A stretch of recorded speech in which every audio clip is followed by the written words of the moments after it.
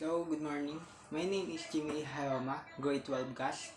The title of the study is Impact of Pandemic to the Daily Life of the Selected Family in Barangay Villa Principe, Cumaca, Quezon in the year of 2020-2021. Statement of the problem. The main objective of this study is to determine the impact of pandemic to the daily life of the selected family in Barangay Villa Principe, Cumaca, Quezon. Explicitly, it aims to answer the following specific question, which is number 1, what is the demographic profile in terms of name, sex, age, civil status, occupation, and family income? Number 2 is, what are the impact of pandemic to your daily life in terms of in business, in education, in daily routine, and in travel restriction? Number 3 is, how do families survive during pandemic? Let's proceed to the summary of findings. Based on the following gathered data, the following findings were drawn.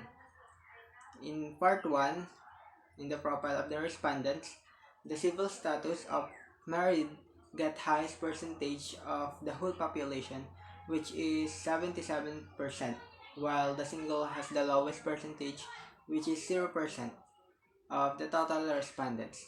The family income of 5,001 to 10,000 in every family has the highest percentage of the whole population, which is 30%, followed by the family income of 5,000 below. The average of 27%, while the family that have a family income of 10,001 to 20,000 family income has the average of 13%, and the family income of 20,001 to 25,000 has 7%. While the family that have a family income of 25,001 and above has the lowest percentage, which is 0%. The family member of each family which has a 1 to 5 member with the highest percentage of 70%, followed by the family that have a 6 to 10 member has 30%, and 10 and above have the lowest percentage, which is 0. Part 2. Impact of pandemic to their daily life. The impact of pandemic to their business. The respondents agree on the statement of the following, which is, pandemic taught me a lot about business with a weighted mean of 3.66. Pandemic affect my business with a weighted mean of 3.90. Perfect time to have my own business with a weighted mean of 4.26. It really helped as an online seller with a weighted mean of 3.33. And experience business closure with a weighted mean of 2.66. So the overall weighted mean or weighted average is 3.56, which is agree. And the impact of pandemic in education. The percentage of impact of pandemic in education, the respondents agree on the statement of the change of modular and online class was smooth with a weighted mean of 3.73, having a reliable technology used with a weighted mean of 4.10. Online and modular are so stressful with a weighted mean of 4.43. Distance learning will help to stop the spreading of the virus with a weighted mean of 4.83, and disagree on the statement choose to stop schooling with a weighted mean of 1.53. So the overall weighted average is 3.72, which is agree. Based on the result above, the respondents agree on some of the statements, which means that the pandemic will affect their education and the impact to their daily routine. The respondents agree on the statement strongly our family together with a weighted mean of 4.23. Having a lot of time bonding with family and friends with a weighted mean of 4.16. Prefer to buy things online with a weighted mean of 4.23. Just watching television using gadgets and etc. at home with a weighted mean of 4.63.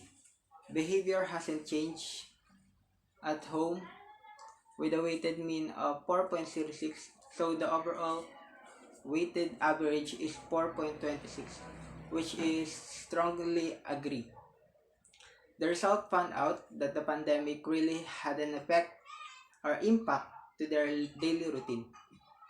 And lastly, in the impact of pandemic travel restriction, the respondents agree on the statement just taking a walk or a bike with a weighted mean of 3.06, it may lessen the spread of the virus in our barangay with a weighted mean of 4.80. It affects traveling goods and community transportation with a weighted mean of 4.70. It can cause jobless with a weighted mean of 4.70, having limited delivery of good or essential things with a weighted mean of 4.10. So the overall weighted average is 4.20, which is agree. In part 3, how the family survived during the pandemic. The respondents agree on the statement planting vegetables at the backyard with a weighted mean of 4.66, borrowed money to fulfill everyday needs with a weighted mean of 3.40. The daily life hasn't changed with a weighted mean of 3.96. Starting my own small business with a weighted mean of 4.70. Selling all stuff with a weighted mean of 2.73. So overall weighted average is 3.88, which is agree. So the result found out that the pandemic taught a lot the people in our barangay, which is the Barangay Villa Principe, on how to survive in this kind of challenges or disaster. In conclusion, on the demographic profile of the respondents, the family who had been married get the most of the respondents who answered the survey. Based on the result, according to civil status, most of the respondents are married rather than single, separated, or widowed. And in the family income, 5,001 to 10,000 got the most of the respondents based on the result. And lastly, the family member that get the most are having 1 to 5 family member in a household.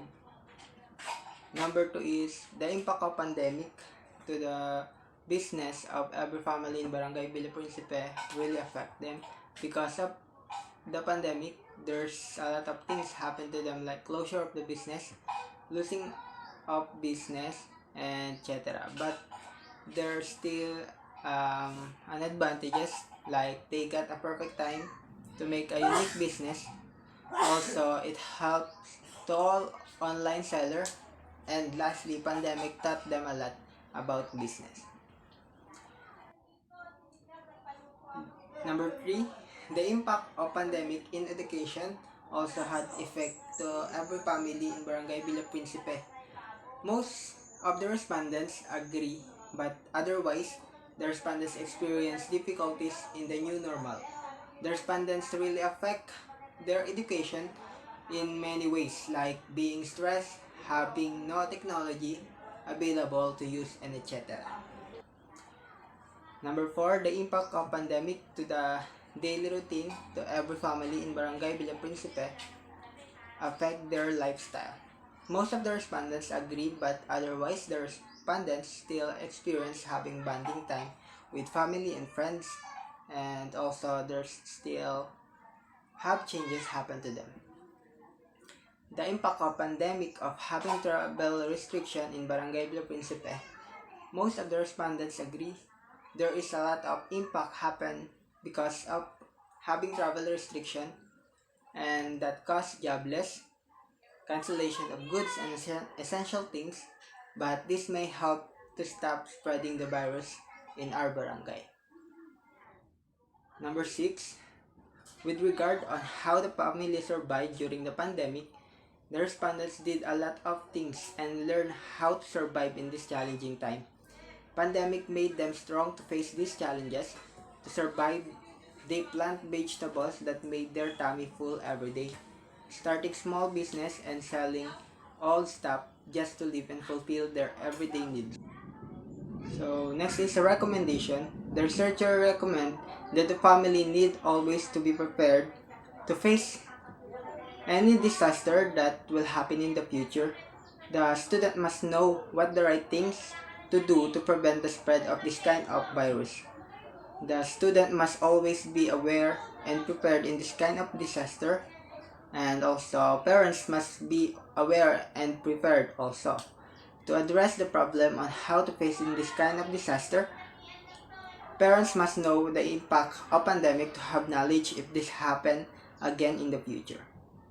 So the researcher Jayoma, grade 12 student in Gumaka National High School, he is currently in the strand of gas, and his advisor is Mr. Richard Cabangon. That's all. Thank you.